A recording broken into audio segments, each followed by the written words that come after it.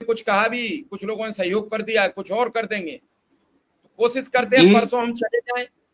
अच्छा, तो जी जी, ये बिल्कुल कुल मिला के ये है कि शिक्षा और किसान की खबर कोई दिखाना नहीं चाहता। जी। किसान की देखिए खबर आप सर, आज देखते हैं देखिए कि देखिए सर, देखिए सर, इसकी सर एक वजह ये भी है कि देखिए सर, जो बड़े बड़े चैनल हैं, बड़े जो मेन स्ट्रीम के चैनल हैं, जो मेन स्ट्रीम के अखबार हैं, उनका पहला पेज मैं ये नहीं समझ पा रहा हूँ कि सर देखिए, ये जो लोग वहां लिख रहे हैं या बड़े बड़े ओहदों पे बैठे हुए हैं, बड़े बड़े लोग बैठे हुए हैं, इन्हीं स्कूलों से निकल के गए हुए हैं।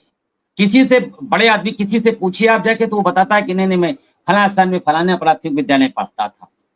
और मैं ये नहीं समझ पा रहा हूं कि आप जैसे लोग दो चार, मतलब दो चार लोग जो संघर्ष कर रहे हैं, बाकी लोग सर स्कूल, अरे सर स्कूल से बढ़ के दुनिया में और कोई चीज हो सकती है एक बच्चे के लिए या एक इंसान के लिए? मतलब कल्पना, आदमी ठंडे दिमाग से सोचे कि सर स्कूल से बड़ा और क्या हो सकता है। और वो स्कूलों का जो हालात है, जैसे वहां शिक्षा मित्र हैं, शिक्षा मित्र को 10,000 मिल रहा है, 11,000 का पेमेंट मिल रहा है, उसके साथ में वो तमाम चीजें कर रहा है। अच्छा, अब वो पढ़ाई क्या होगी? अब देखिए, जब भूखा आदमी होगा, जैसे मैं 2020 से मैं सुन रहा हूँ कि नई एजुकेशन पॉलिसी में या नेशनल एजुकेशन पॉलिसी में ये होगा, वो होगा, फलाना होगा, धमाका होगा।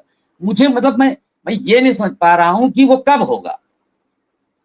सर जब अगर 2020 में वो चीज लागू हुई है, कहा गया था कि उसमें लिखा हुआ है, और वाकई में लिखा हुआ है कि भाई कोई कॉन्टेक्ट बेस वाला नहीं रहेगा, कोई अनट्रेंड टीचर नहीं रहेगा, इस टाइप की चीजें लिखी हुई हैं। लेकिन फिर वो कहाँ है? ये धाराएं जब उसमें लिखी हैं अगर, तो फिर इस पे अमल क्यों नहीं हो रहा है? और अगर अमल नहीं हो रहा तो न्यू एजुकेशन पॉलिसी क्या है फिर? उसका मतलब क्या है? जैसे right to education, right to education में तो सब कुछ पहले से लिखा हुआ था। 6 साल से 14 साल के बच्चे को हर हालत में स्कूल में भेजने का लिखा हुआ था, चाहे कुछ भी हो, लेकिन उसका स्कूल का राइट था। उसके द्वारे पे, उसके मुहारे पे, उसकी दहलीज पे, उसके घर के पास में विद्यालय पहुंचाने की राइट टू एजुकेशन के तहत साफ साफ लिखा हुआ है, स्पष्ट लिखा हुआ है। और वो जब शिक्षा में आया है, उसको चरितार्थ करा राइट टू एजुकेशन को। लेकिन उस राइट टू एजुकेशन की जो बुनियादी बातें वो आज तक लागू नहीं हो पाई। शिक्षा में आज भी अनुदेशक आज भी भूखा पेट है, खाली पेट है। और उनकी धाराएं ये कहां पे लिखी हुई, जब आप कह रहे हो कि न्यू एजुकेशन पॉलिसी आ जाएगी, सब कुछ ठीक हो जाएगा। आपके 5 साल हो गए, राइट टू एजुकेशन के अच्छा खासा टाइम हो रहा है। उनकी उन धाराओं पे पालन कब करोगे भाई? या तो अगर लगता है कि भाई शिक्षा में बेकार है, अनुदेशक बेकार है, या तो इनको हटा दीजिए अगर इनकी वैल्यू नहीं है, अगर इनकी जरूरत नहीं है। अच्छा, फिर अगर आप हटा रहे हो, आई बीएलओ काम आता है, बगैर उनके पूरा नहीं होता है।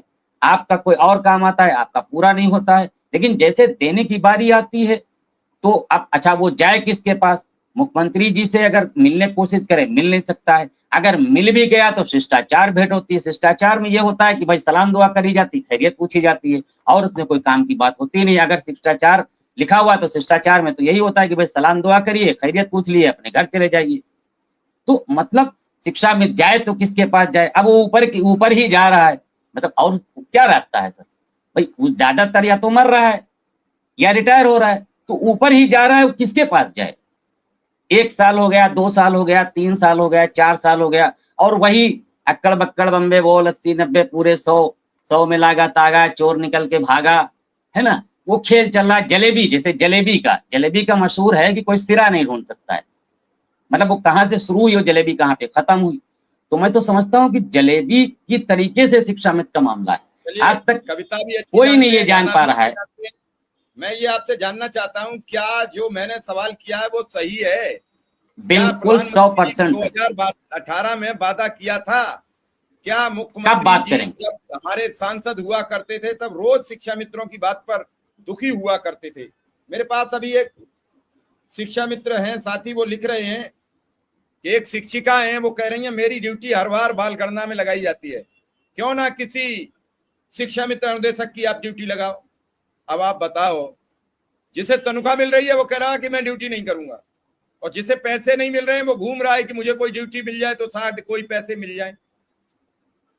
ये बड़ी समस्या है। और एक दर्शक ने बड़ा अच्छा सवाल पूछा है कि सर कृपा कहाँ रुकी है। मैं भी यही सवाल कर रहा हूं मुख्यमंत्री जी से, यही प्रधानमंत्री जी से,